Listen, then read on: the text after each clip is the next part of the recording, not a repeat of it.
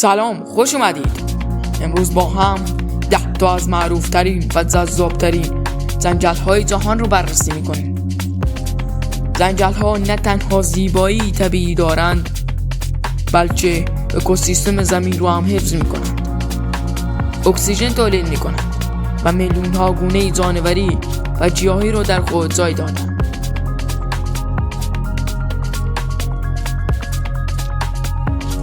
شماره 10: جنگل بارانی آمازون.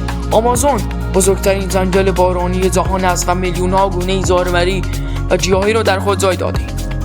این جنگل بر ریگه‌های زمین لقب گرفته زیرا حجم عظیمی از اکسیژن تولید می‌کند و نقش حیاتی در تعادل اقلیم جهانی دارد. رودخانه آمازون و مسیرهای پیچیده آن یکی از شگفتی‌های طبیعی دنیا است. شماره 9: جنگل سیاه. این جنگل قدیمی و اسرارآمیز در آلمان با درختان بلند کاج و سروها، افسانه‌ها و داستان‌های معروفی دارد.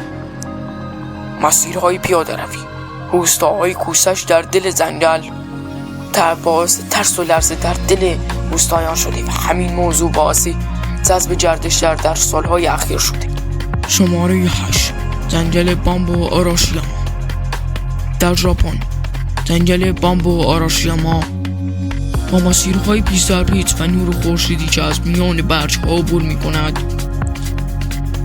منظره‌ای آرام بخش خلق کرده. صدای برگ‌ها هنگام وزش باد تجربه‌ای بی‌نظیر برای گردشگران و عکاسان.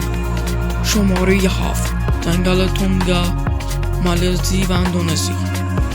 جنگل‌های بارانی استوایی در مالزی و اندونزی یکی از متنوع‌ترین اکوسیستم های جهان است. جنگل محل زندگی اورانگوتان، گونه‌های نادر پرندگان و گیاهان دارویی ارزشمند هستند. حفاظت از آنها برای آینده زمین ضروری. شماره 6: جنگل رد دود. در کالیفرنیا درختان بسیار بلند و باستانی این جنگل، برخی با بیش از 2000 سال عمر، شگفتی بزرگی برای بشر هستند. این جنگل مکان فوق‌العاده‌ای برای طبیعت گردی و عکاسان است و به عنوان میراث طبیعی جهان شناخته شد. شماره 5: جنگل تاهیتی. جنگل‌های جمع‌سیری جزیره تاهیتی با گیاهان رنگارنگ و آبشارهای زیبا، مکان رویایی برای دوستداران طبیعت و عکاسان است.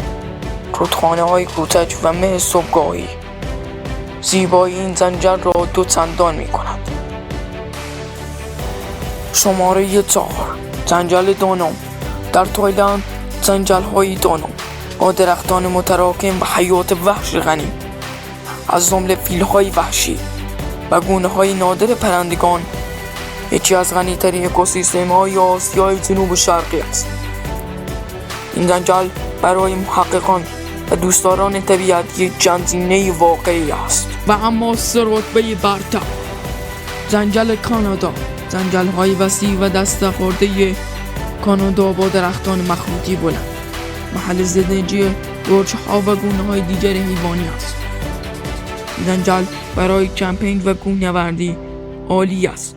یک تجربه ناب را برای هر گردشگری فراهم می‌کند. شماره 2: جنگل یلستون.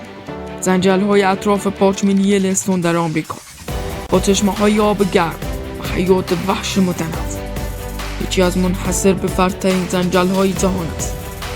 مسیرهای پیاده‌روی و چشم‌انداز طبیعی این جنگل هر طبیعت دوستی را شگفت زده می‌کند و به خود جذب می‌کند. و اما شماره 1 و بهترین جنگل بانوفراچی کانادا. این جنگل با کوهستان‌های بلند و مناظر خیره کننده یکی از معروفترین و دیدنی‌ترین جنگل‌های جهان است. ترکیب درختان سبز، دریاچه‌های آبی و قله‌های برفی تجربه‌ای فراموش نشدنی برای هر گردشگر و بازدید کننده‌ای فراهم می‌کند. مرسی که تا اینجای ویدیو با ما همراه بودید. شما از کدوم جنگل خوشتون اومد؟ حتما توی کامنت ها بگین و بگین ویدیوی بعدی در مورد چی باشه. سابسکرایب هم یادتون نره. مرسی تا ویدیوی بعدی.